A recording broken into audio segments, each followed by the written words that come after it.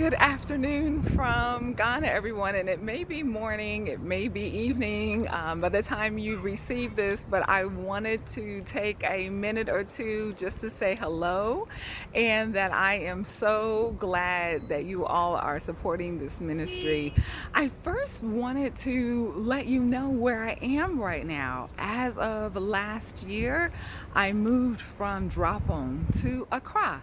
So where I'm standing is my new neighborhood. I officially moved even from one section of Accra to a new section of Accra 3 weeks ago. So this is my new neighborhood. Hope you can see it. This is actually my favorite time of the day when the sun is going down. So it is about 5 p.m. here, and the sun is just hitting just right. It begins to cool and it's not so hot and sticky as it normally is. But with that being said, I wanted to give you an update. Many of you may be thinking, well, isn't it time for Rovaughna to be in the US right now? Isn't her term on the ground supposed to end in August 2021 or 2020? And then her return stateside for 1 year? If you're thinking that, you are correct. My term on the ground in the field was supposed to end August 31st of this year. But of course, you have to almost divide things in between COVID, before COVID, and after COVID. And because of that, oh, I've got some curious people, so why don't I turn the camera around so that you can also see some of the people that are in the background wondering what I'm doing. But it is almost a divide between before COVID and after COVID.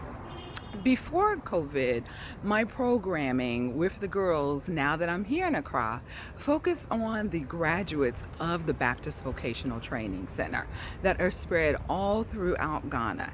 They were coming into Accra for in-person services that include English literacy, life skills, and business education.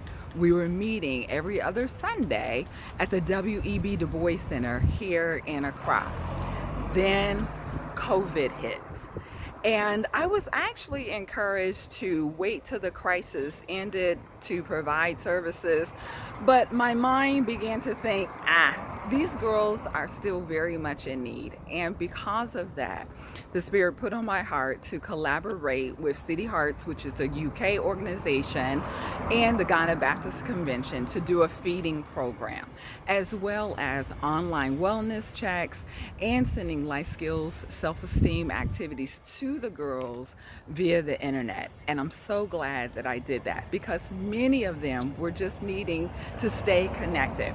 With that being said, I've also sent in just recently and got approval for an e-counseling program for the girls that are graduated as well as the girls that are still at the Baptist Vocational Training Center in Francadria and potentially other human traffic victims. So I'm really excited about that.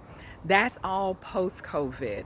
And with that being said, that's why I'm still here in Ghana. I know that I will at least be here until the beginning part of next year because I had to sign a new month's lease since the airports are closed and the borders are closed.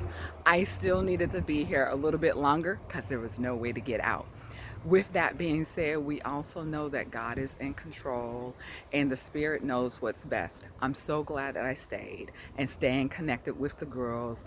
It's really opened doors to see what other services are needed and where the gaps are needing filled. So I'm so glad that you all are on board with me.